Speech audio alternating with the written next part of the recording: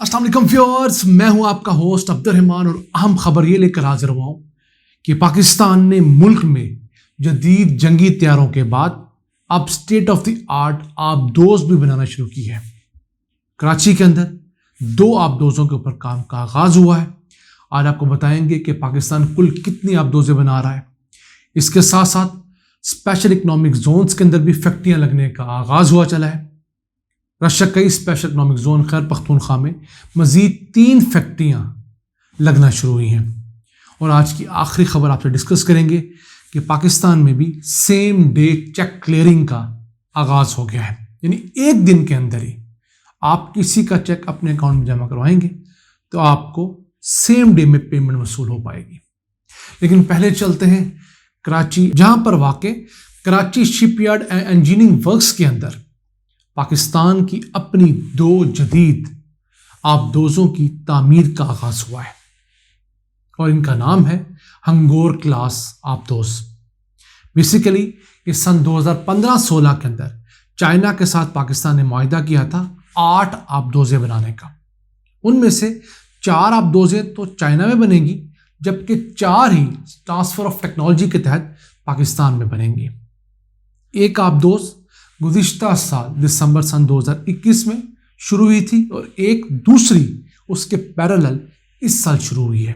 जिस आबदोज पे पिछले साल काम शुरू हुआ था दिसंबर में, अब उसने एक अहम संग मील अबूर किया है, जिसे की लेइंग सेरेमनी कहते हैं, यानी उसका बुनियादी बेस का ढांचा मुकम्मल हुआ है और उसके ऊपर अब कंस्ट्रक्शन शुरू होने लगी है। जबकि दूसरी आबदोज जो है उसकी स्टील कटिंग सेरेमनी कराची में हुई है। ये कुल मिलाकर $5 अरब का प्रोजेक्ट है। 2023 से पाकिस्तान को आबदोजें मिलना शुरू हो जाएंगी और 2028 तक टोटल 8 आबदोजें state of the art Pakistan को मिल जाएंगी। ये आबदोजें इस लिहाज से भी अहम है कि इनके अंदर जो स्टेल्थ टेक्नोलॉजी है, जो कि खुफिया तरीके से पानी में हवा में रहने की ख़ास टेक्नोलॉजी है, वो रिडार्स इसमें लगे हुए हैं। रिडार के अंदर ये दूसरे दुश्मन के रिडार में आती नहीं है। फिर इसमें ख़ास सोनार और सेंसर्स लगे हुए हैं। इसके अंदर जो टॉर्पीडोज नस्ब है वो ना सिर्फ दूसरी आबदोजों को 45 किलोमीटर तक हिट कर सकते हैं, बल्कि इसमें एंटी शिप मिसाइल्स भी नस्ब हैं जो कि 290 किलोमीटर की रेंज रखेंगे।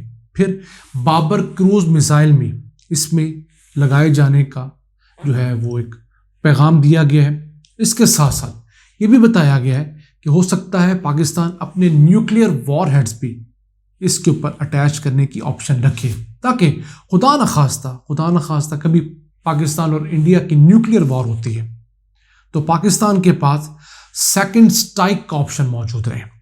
अगर खुदा न खास्ता इंडिया पाकिस्तान की लैंड पर हमला करता है तो हमारे पास ऐसा ऑप्शन हो कि हम समंदर से उसके ऊपर हमला कर सकें। तो ये डेटरेंस होती है। न्यूक्लियर कंट्रीज आपस में लड़ा नहीं करते, लेकिन फिर भी अगर आपके दुश्मन को पता हो कि अगर मैं इस पर हमला करूंगा तो इसके बाद इतना पोटेंशियल है कि ना सिर्फ ये ज़मीन से बल्कि हवा और समंदर से मुझ पर हमला कर पाएगा, तो आप बहुत हद तक रुक जाते हैं। अगर इस आबदोज की लेंथ की बात करें, ये 250 फुट तवील होगी। इसके अलावा 27 फुट चौड़ी होगी और इसकी हाइट 20 फुट होगी। 2800 टन इसका वजन होगा। तो ये उस आबदोज के नाम पर रखी गई है जिस पाकिस्तानी आबदोज ने 1971 में एक इंडियन आबदोज कुकरी को डुबोया था और दूसरे जंग अजीम के बाद वो पहली आबदोज थी जो डूबी थी किसी वॉर के अंदर। तो उसी हंगोर के नाम पर ये हंगोर क्लास आबदोजें बनना शुरू हुई हैं। और इस आबदोज की एक और अहम बात यह है कि ये एयर इंडिपेंडेंट आबदोज है, यानी इसे अपने लिए, अपने अंदर मौजूद लोगों के लिए ऑक्सीजन हासिल करने पानी की सतह पर नहीं आना पड़ता, क्योंकि जो वैसे आबदोजें होती हैं नॉर्मली जब ऊपर आती हैं तो पकड़ी जाती हैं। ये सतह पानी के नीचे रहते हुए और समंदर के बेस पर रहते हुए वहीं से ऑक्सीजन प्रोड्यूस करती है और बहुत कम नॉइस प्रोड्यूस करती है, जिसकी वजह से ये अनडिटेक्टेबल होती है। आगे चलते हैं। आज की दूसरी अहम खबर, पाकिस्तान में बनने वाला तीसरा स्पेशल इकनॉमिक जोन रशिया का ही खैर पख्तूनख्वा, उसमें 3 मजीद फैक्ट्रियों को لگنے کے لیے اجازت نامے دے دیے گئے ہیں اور یہ فیکٹریاں 1 ارب 20 کروڑ روپے کی ابتدائی انویسٹمنٹ سے لگیں گی۔ اب تک مجموعی طور پر اس اسپیشل اکنامک زون کے اندر 18 فیکٹریوں کو اجازت نامے دے دیے گئے ہیں، کنسٹرکشن سٹارٹ ہو گئی ہے۔ یہ 68 ایکڑ رقبے کے اوپر لگ رہی ہیں اور ان کے اندر 79 ارب روپے کی انویسٹمنٹ ہو رہی ہے اور تقریباً 5 سے 7 ہزار جابس یہ 18 فیکٹریاں کریٹ کریں گی۔ یہاں پر ہیلتھ کیئر، سٹیل سیکٹر کی، فوڈ پروسیسنگ کی، اس کے علاوہ کاٹن کی ایکسپورٹ کی فیکٹریاں لگ رہی ہیں۔ یہ تو خبر ہو گئی اسپیشل اکنامک زون کی۔ آئیے چلتے ہیں آج کی آخری خبر کی جانب، جو کہ ہم بہت سارے تاجروں کے مسائل سنتے تھے کہ چیک آج جمع کروایا ہے تو 3 دن بعد وہ چیک کلیئر ہو کے آ رہا ہے۔ تو کراچی سے آغاز ہوا ہے سیم ڈے کلیئرنگ کا۔ اب اسٹیٹ بینک آف پاکستان نے بھی اجازت دی ہے نارتھ کراچی اور نارتھ معظم آباد والے علاقے میں 100 برانچز کو آتھورائز کر دیا گیا ہے کہ وہاں پر اگر دن میں 11:15 بجے تک کوئی شخص چیک ڈپازٹ کروا دیتا ہے تو شام کو 3:30 بجے تک اس کا وہ چیک کلیئر ہو جائے گا، خواہ وہ چیک کسی اور بینک اور برانچ کا ہی کیوں نہ ہو۔ کہاں 3 دن اور کہاں 4 سے 5 گھنٹے۔ ایک بڑا مائل سٹون اچیو کیا ہے پاکستان کی بینکنگ انڈسٹری میں، اور جو ادارہ ہے نفٹ کا وہ اس سے تیز کر رہا ہے۔ ہاں یاد رکھیے گا، چیک جتنی مرضی مالیت کا ہو، کراچی کی جو ڈیزگنیٹڈ برانچز ہیں اپنے بینک سے پوچھ سکتے ہیں، اپنے اکاؤنٹ میں آپ نے دوپہر 11:15 بجے سے پہلے جمع کروانا ہے اور آپ کو سیم ڈے میں شام تک اس کی پیمنٹ مل جائے گی۔ آپ کو 2 سے 3 دن کا انتظار نہیں کرنا پڑے گا۔ ہاں پیمنٹ اس صورت میں کہ اگلے شخص کے اکاؤنٹ میں پیسے ہوں، چیک ڈس آنر کی سلپ نہ لگ جائے۔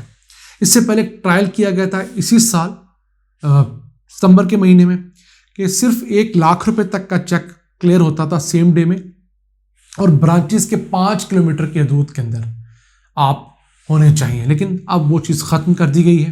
ایک بڑے حصے کے کراچی کو اس کے لیے آتھرائز کر دیا گیا اور امید ہے اگلے 2 سے 3 مہینے بعد اس آپشن کو پورے پاکستان کے لیے کھول دیا جائے گا، کیونکہ یہ پائلٹس ہوتے ہیں، پائلٹ 1 ہوتا ہے، پھر اس کا ٹرائل بڑے لیول کا ہوتا ہے اور پھر فل فلیج اس کو کھول دیا جاتا ہے۔ تو میں سمجھتا ہوں پاکستان میں یہ ایک بہت بڑا فلا تھا بینکنگ انڈسٹری میں، وہ پر ہو گیا ہے، اور ویسے بھی اب ڈیجیٹائزیشن کا دور ہے تو 3 دن پیمنٹ کا ویٹ کرنا اور پھر وہ پیمنٹ ملنا نہ ملنا بزنس مینوں کے لیے بہت بڑا عذاب ہوا کرتا تھا۔ اس اہم ٹیکنالوجی کے بعد ہم امید کرتے ہیں کہ پاکستان میں ایز آف ڈوئنگ بزنس جو ہے وہ آسان ہوگا اور ملک میں ترقی ہوگی، ان دا سینس کہ لوگوں کے پاس کیش جلدی آئے گا تو بزنسز تیز سے کام کر پائیں گے، فیکٹریاں جلدی ڈسپرسمنٹ کر پائیں گی، اور پھر جو فارنرز آئیں گے یہاں انویسٹمنٹ کرنے کے لیے وہ بھی جان پائیں گے کہ یہاں کا بینکنگ سیکٹر اب اس قدر ہو گیا ہے کہ وہ انٹرنیشنل لیول کی ٹرانزیکشنز کر سکیں۔ تو ناظرین، یہ تھی آج کے ایپیسوڈ۔ ہمیں امید ہے آپ کو پسند آئی ہوگی اور آپ ہمیں اپنے فیڈ بیک سے ضرور آگاہ کریں گے۔ اپنے میزبان عبد الرحمان کو اجازت دیجیے۔ اللہ نگہبان۔